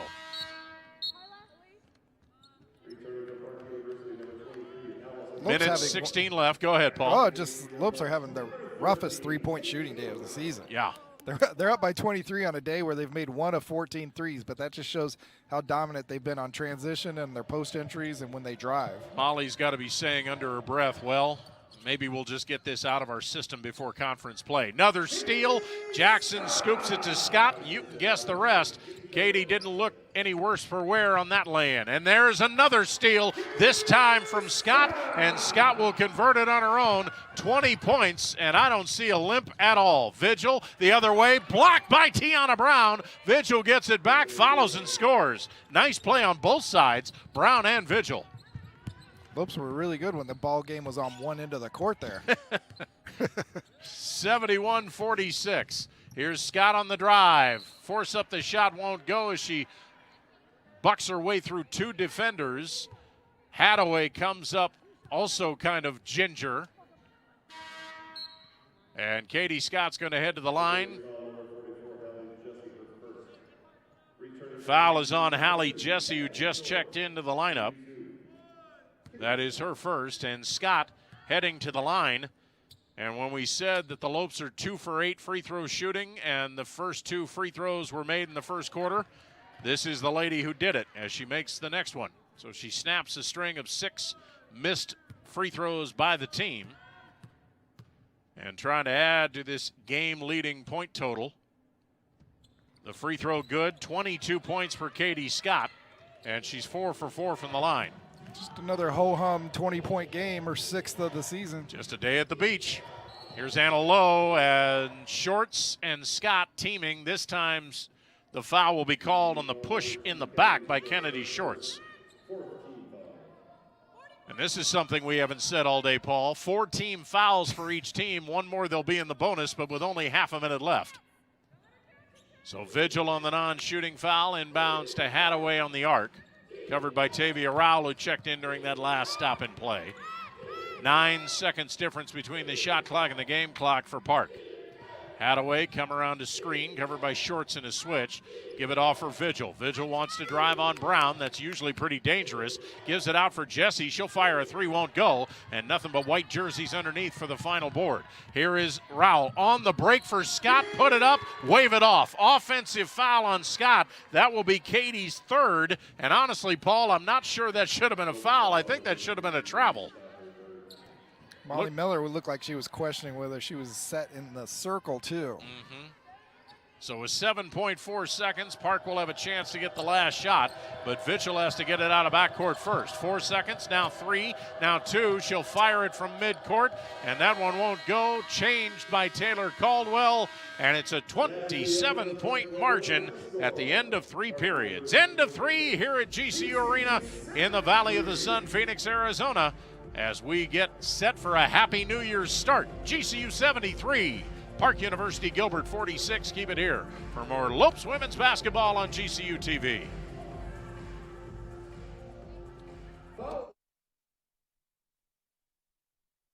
As a kid, I always dreamed of being a Division I athlete. GCU supported that dream, and they also allowed me to get an education. So when I came to GCU, I was able to transfer enough credits in to fast track my education. So I graduated in 3 years with a master's, and I did it debt-free because I had athletic and academic scholarships. I'm Mackenzie, and I earned my MBA from Grand Canyon University. There's thunder in all of us. Come find your purpose at Grand Canyon University. How can you describe Whataburger's honey barbecue chicken strip sandwich? The chicken just has a certain, you know, with the sauce, it gives you a little bit of, and the cheese, it's the exact right amount of, it's almost too hard to put into words. Good thing there's the honey barbecue chicken strip sandwich at Whataburger. It's the 20th anniversary of Operation Santa Claus. We've been feeding families and making kids happy for 20 years. 2020 has been tough for everyone. More kids, more families need your help this year. In celebration of 20 years, please donate $20 or bring donations to Sanderson Ford, Sanderson Lincoln, or the UPS store nearest you, and you might just win a new F-150 truck or a Lincoln Corsair. Donations benefit local charities only. For more info, go to givetotheclaws.com. With Lopes insider Paul Coro, Jim Howell ready to bring you the first game of 2021's fourth quarter. And the Lopes have owned it so far, outscoring Park 19-12 in the first stanza, outscoring them 30-22 in the second quarter, and then overwhelming them 24-12 in that third quarter. So the lead is 27, and the Lopes have the basketball. Taylor Caldwell out for Kennedy Shorts. Off for Tavia Rowell, now for Brown. Brown wanted to look in for Scott, but she was double teamed. Still 11 on the shot clock. Scott gets it out front. Now starting to dribble, loses control of it. Caldwell retrieves with 5, now with 4, puts it up from the elbow. Short, rebound right to Rowell, follow. Oh, too hard. Rebound, Tiana Brown's got it. One of the few offensive rebounds the Lopes have had in successive plays. And the held ball on that possession arrow goes to Park. So the Lopes had their chances, couldn't convert on their initial offensive set of quarter number 4. Now trying to force another turnover. Almost did there, but Vigil able to dribble away from trouble. Vigil still in backcourt, gets it off for Hadaway, and Caldwell with her hand in the proverbial cookie jar gets a part of the arm as she went for the steal on Hadaway. She jammed her finger a little bit on that, but she's fine. I think she was more mad at herself that she was a split second late on the steal opportunity. Vigil, an extra long 3 that's off the back of the iron, starts the break the other way. Rowell, nice fake, put it up, put it in. Where'd that come from, Tavia Rowell? We knew what Tavia was doing. She wanted to go left side the whole time, but they didn't. 4 points for Rowell off the bench, 29-point edge for GCU. It's their largest. And remember, they had 97 points, a new record in the win over ACU before the holiday break. And let's see if they might be flirting with that in the next 8:43 here today. Three-pointer is short from Hadaway as Park continuing to fire at will. That is now 29 three-point attempts for the Bucks this afternoon, and we still got the majority of the fourth quarter left. Katie Scott, top of the key, off for Rowell. We know Rowell can shoot it from there. The three-pointer this time's a little bit short. Low with a rebound, scoops it for Vigil. Park with numbers, off for Hadaway, almost travel. Double team, gets it over to Lowe. Lowe's now double teamed, and as she tries to give it off, almost stolen. Hadaway gets it, puts up the shot, no. Scott fighting for the rebound, Shorts on the floor with a pair of Buccaneers. Held ball, possession arrow sends it the other way. You were mentioning a little bit of the timeout how Destiny Vigil and Elise Young have carried this team. They got 32 of the 46 points. So hat tip to the way they played today against a Division I team under this kind of defensive duress. The two of them have been 13 of 26 from the field. Pretty strong, and it's just been the rest of the team that has had struggle. Yeah, 32 of the 46 points scored by 2 players on Park. But 34 points scored between Katie Scott and Lauda Pieta for the Lopes. The difference is they have 41 points from their teammates. Yeah, their teammates have been very efficient, while as Young and Vigil's teammates are 5 for 28. Here's Pieta outside the left arc. Waits for a Ven Levada screen. Off for Balagay. Molly Miller again going to the bench, and the bench has been extremely productive this afternoon for the home team. Pieta with 10 on the clock, give it to Balagay. Triple team, waits for the defense to converge. Here's Jackson, start to drive. She's bumped, no call. Keeps driving, throws it away with almost no time on the shot clock. Lead pass for Vigil, got Pieta to beat, gives it to the trailer Salazar, missed the layup. Good to see all the Lopes hustle down that time. We saw another one earlier where they had missed on the break and nobody was there to get the rebound. Brown double teamed on the baseline, throws it out front. Jackson doesn't want the shot, waits for Balagay to get set but can't get it inside to her. Nearing the 7-minute mark of the fourth quarter. Pieta draws the defense, give it to Balagay for 3. Whoa, wouldn't go. Brown swoops in to get the offensive board. Fresh 20 on the shot clock. Inside Balagay. Now she wants to work low. Spin, puts it up, puts it in. Score it, count it, foul. Send her to the free throw line. Workman-like work inside by the Spaniard. Well, the three-pointer did everything but go down. Not normally a shot for her, but it almost went down, and then she went down on the post to her, back to her signature move in the post, going to the left. The double team came, but she was still able to get inside and split it. So Balagay trying to capitalize on the three-point play. Can't do it. But the rebound just left alone, and Pieta scoops it up and puts it in. That's that Spanish intuition between the two. 79-46. Bucks with the ball trailing. They have trailed for the duration after the Lopes scored the first 10 points of the game. Lopes trying to sharpen their claws as Tarleton State, one of the two newcomers in the Western Athletic Conference, begins WAC play with them this Friday here at GCU Arena with a 6 p.m. tip-off. We'll have it for you right here at 5:55 on GCU TV Friday night. Vigil, she'll shoot it over Jackson, but the three-pointer won't go, and there's nothing but Lopes jerseys underneath for the defensive glass. Pieta off for Brown, sees daylight, now stops in the corner of the lane. Give it to Vadas. She'll pump up the three. She can do it all, Paul. Might as well. She adds the three-point, the usual shot in her game to the rest of her. Now she's got 13. Vadas 6 for 10 from the field this afternoon, and that's her first tray. 13 points. Here is Vigil. Draws the defense. Kick in the corner. Three-pointer. That is missed. Vigil still on the floor after the miss from Aubrey Avery. Here's Brown coming out of backcourt, and Salazar is going to foul her intentionally, seeing that her teammate had fallen. So Salazar will be called for the foul. That is her third. And Vigil, like Katie Scott did in the third quarter, is going to limp to her bench. And the Lopes will have it in the backcourt on the non-shooting foul. It's a season high for Vadas. She's 6 of 10 from the field. As you mentioned, she's been doing that with some fast break points, some post-ups. Probably her best game of the season. And definitely one of the candidates for player of the game, which we will have 5.5 minutes from now. Here's Nana Jackson, drive, double team, forces up the shot. Oh, they're going to count the basket, and they'll send her to the line for the three-point play. It seemed like forever that Jackson was able to get that ball off her hip and put it in the basket. Well, Dirk Nowitzki leaned back there in the lane as she worked it up to where she wanted to shoot it. Seemed like it was in slow motion the whole play. Free throw good, as Jackson's in double figures with a dozen.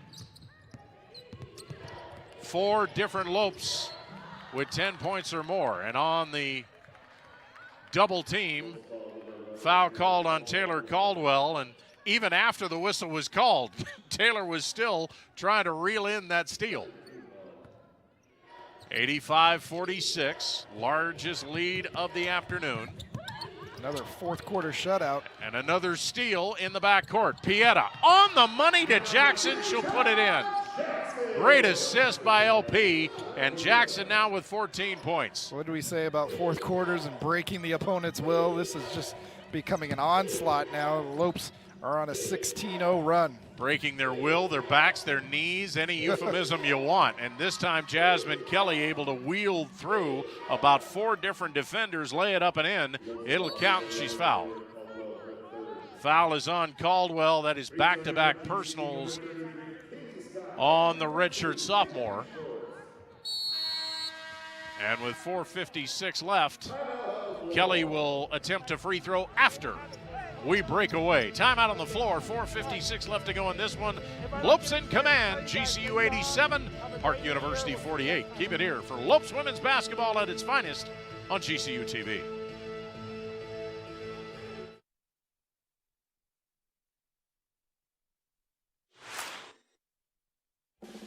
We made USAA insurance for members like Kate, a former Army medic made of the flexibility to handle whatever Monday has in store and tackle 4 things at once. So when her car got hit, she didn't worry. She simply filed a claim on her USAA app and said, I've got this. USAA Insurance is made the way Kate needs it. Easy. She can even pick her payment plan, so it's easy on her budget and her life. USAA. What you're made of, we're made for. As a kid, I always dreamed of being a Division I athlete. GCU supported that dream, and they also allowed me to get an education. So when I came to GCU, I was able to transfer enough credits in to fast track my education. So I graduated in 3 years with a master's, and I did it debt-free because I had athletic and academic scholarships. I'm Mackenzie, and I earned my MBA from Grand Canyon University. There's thunder in all of us. Come find your purpose at Grand Canyon University.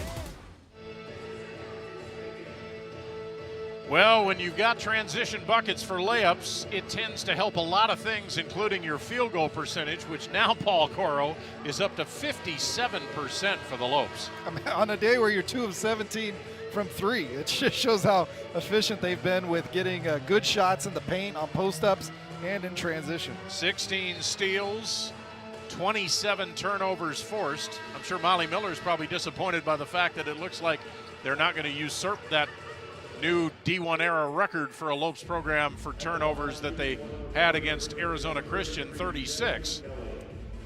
But the scoring one looks like it could come down. They're only 10 away from their 97 they hung on Arizona Christian.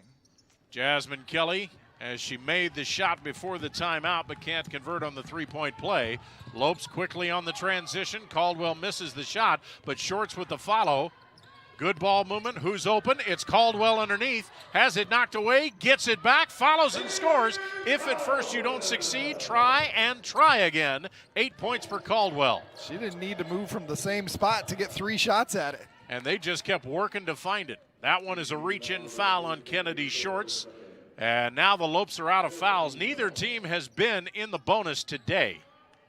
But with 4:34, the Lopes have to avoid fouling one more time, otherwise they'll send Park to the line the rest of the way. They won't have to foul there, as that one is yet another unforced error on the inbounds pass by Park.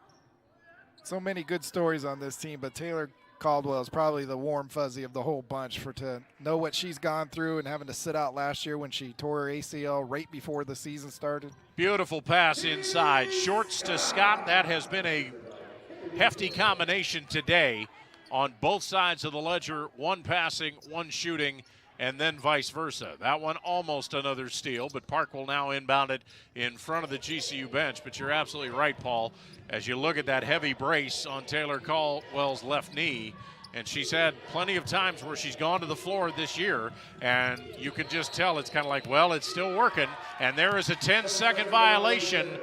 They couldn't get it out of backcourt in time, and guess who forced the turnover? Taylor Caldwell. Yeah, and this wasn't the first time she's been through that knee surgery. She went through one in high school, so her dedication and through that process, she stayed here over the summer, so it was hard to be away from family while she continued to get treatment here for it, and she's fit the Molly Miller system so well. Caldwell with the ball, perfect pass for Scott, and as Scott is knocked down, can't get the shot to go, but she will head to the free throw line.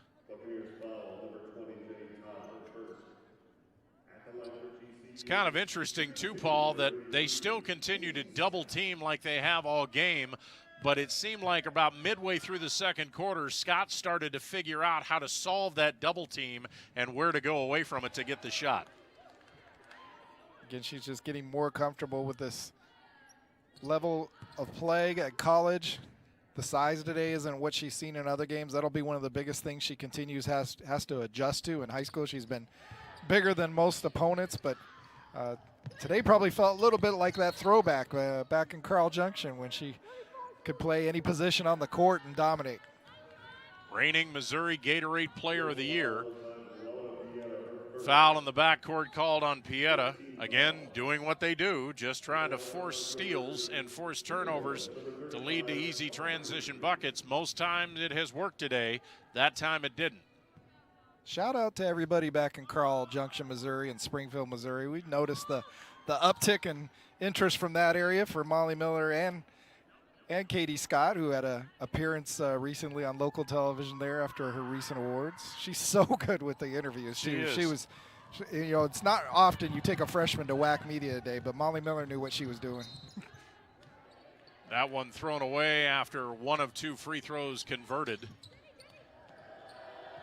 And Park will get it back. Quick inbound to Salazar as we near the 4-minute mark. And once again, she's double teamed. Caldwell just reaches in and ties her up as Salazar, it looked like she was gauging to try and throw it off the leg of Caldwell, and she wasn't paying attention to Taylor's hands. Possession arrow favors Park, but that means, oh gosh, we have to do this again. Inbound to Aubrey Avery, who's checked in. Avery able to split the defense. Throws up. I thought she was trying to lob it to Salazar, and apparently Marlene thought so too, as that one almost went in but goes out of bounds, and I guess they're going to count that as a shot attempt. My goodness. It looked like a heave, but she either played it off really well or she really was intending to pass it to Salazar. Caldwell and Pieta bring the ball up. 93-49, Lopes in command. Pieta start to drive, keeps coming, throws it cross court. In the corner is Caldwell for 3, won't go. Scott swoops in, follows no, follows again, yes. Katie Scott, 28 points. Even when she's not on the interior, she reads the rebound so well. She came all the way from 20 feet out to get that board, and there's a backcourt steal. There's a backcourt steal by Scott. Scott will scoop it up, it won't go. No harm, no foul apparently, and Park comes the other way, now 4 on 3.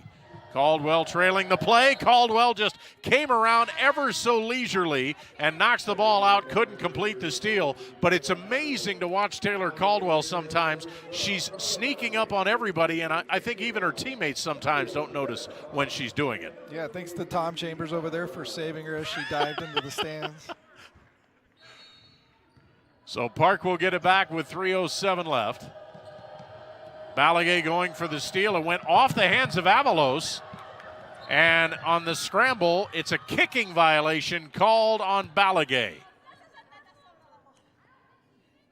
And Molly Miller, I think, is saying, hey, it was touched by Avalos in the front court. That should have been back and over. Nevertheless, the Bucks will get the ball. Inbound by Jenny Todd, off for Avery. Avery, lob pass, somehow gets to Avalos. Out front, open look. Dixon got it. Make that Jenny Todd. Todd buries the tray. Jenny Todd, one of the locals on this team, so it's a big moment for them to be able to play in GCU Arena locally. Do it on the big floor. Tiana Brown, the answer for 3. And there's 98 points. Avery out in front. Check that. It's Celeste Villaverde. She can't get the shot to go. So the Lopes now trying to hit the century mark for the first time in the D1 era. Rowell, can she do it? No. And that bench was about ready to explode. Sure was. And now the defensive breakdown leads to an Avery layup on the other end. Got a couple minutes to go here. There was a premature celebration there. Park takes advantage and gets an easy layup. Molly Miller's still kind of business as usual, guys. Let's keep doing this. Balagay, beautiful spin, and there's the century mark. Balagay with 8 points, and the Lopes with 100. What a way to hit the century mark. A pretty Garla Balagay baseline move. And Brown with the steal. Another turnover. You might have ruled out that turnover record a little early. Yeah. Up to 31. Here's Vadas.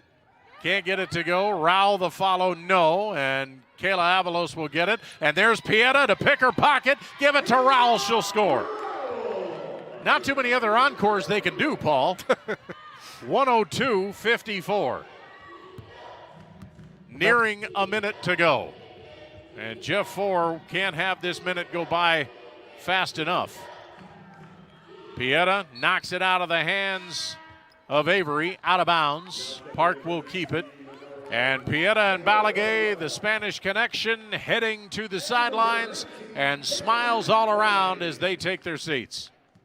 They probably aren't going to get to that record they set with 36 forced turnovers, but this will be their second most of the season, which is saying something in a season where you're leading the nation with almost 27 turnovers forced a game. Here is Jada Dixon on the drive, gets bumped by Vadas. Also, Cameron Flemings came over. The walk-on just checked in. Let's get Cameron Flemings a bucket. Well, and unfortunately, Flemings gets into the stat column in the wrong way as she picks up that foul. A native of Dublin, California. Dixon makes the first.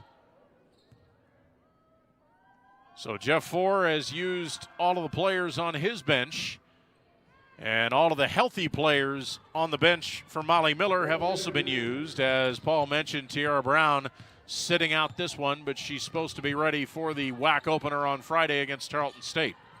This is Fleming's third appearance of the season, but she's still looking for that first bucket. She might get it here. Gets the offensive rebound, puts it up and puts it in. The moon ball hit the top of the glass, drops in, score it, count it, foul, send her to the line. And that's when you know a team loves each other right there. That's the most excitement GCU shown from the bench all day, because they're so happy for Cameron Flemings, who joined the team late as a walk-on. Because of the injury to Chloe Akinotiko, they needed some more numbers. Can't get the follow, but Taylor Caldwell will get it. Now Taylor Caldwell is one of 5 in double figures for the Lopes. With that one, she has 10. 106-55. Well, this will be a good stepping stone for the Buccaneers. I'm sure Park fans don't necessarily feel like it now, but these are the kinds of reasons that you play this game, because you're playing against D1 talent, and the Buccaneers will be able to use that when they get into Cal Pacific Conference play, which has already been delayed until February. Shot put up, and that was underneath. So that's out of bounds, and with 25 seconds to go, I would imagine the Lopes are just going to get it across the time stripe and let the air out of the proverbial basketball as Caldwell starts the yo-yo. We talked about the fourth quarter and our 3 keys to the game. Well, how about this? 33-9 is how this is going to finish scoring-wise in the final 10 minutes as the final seconds tick off. Lopes fans on their feet, Lopes players on their feet, and a new scoring record for Grand Canyon University women's basketball as the final moments elapse. 106-55, and the Lopes finish shooting 55% from the field. And as we've talked about so much, Paul Coro, shot attempts have been such a key in the success, where the Lopes have been averaging 20 more shot attempts a game. Didn't look like it was going to be that way at halftime, but here we are, and they get 87 shot attempts. The Bucks with 64, and the Lopes still outshoot them 55% to 33%. Amazing. It's just the kind of tune-up game that GCU needed going into conference play. They got some challenges early. They got to work on some things. The coaches got some things on tape that they can use going into the doubleheader with Tarleton. That'll be at home. And the Lopes, more of anything, built some confidence in some players who had some games that they hadn't had earlier, whether it be Ven Lavaris or just about anybody. Carla Balagay had to step up when Katie Scott was injured for a while, and we saw Laura Piero play one of her best games. 5 different players in double figures. You've got Taylor Caldwell with 10, Ven Lavaris with 13, Nana Jackson with 14, and another great game for Katie Scott, 28 points and 7 rebounds. But as we look to our player of the game, Paul, I think it's time to look to LP. Yeah, spin a wheel blindly and just pick somebody, but everybody was so good today. Katie Scott with another great game. Taylor Caldwell doing it all, but we're going to go with Laura Piera. She had 14 points, 5 rebounds, 2 assists, and 5 steals. I think coming off of 2 games where she had 4 steals in the previous 2 games. And she was critical in that second quarter where they pulled away. She had a big second quarter. She had back-to-back steals and breakaway layups that helped stretch out the lead.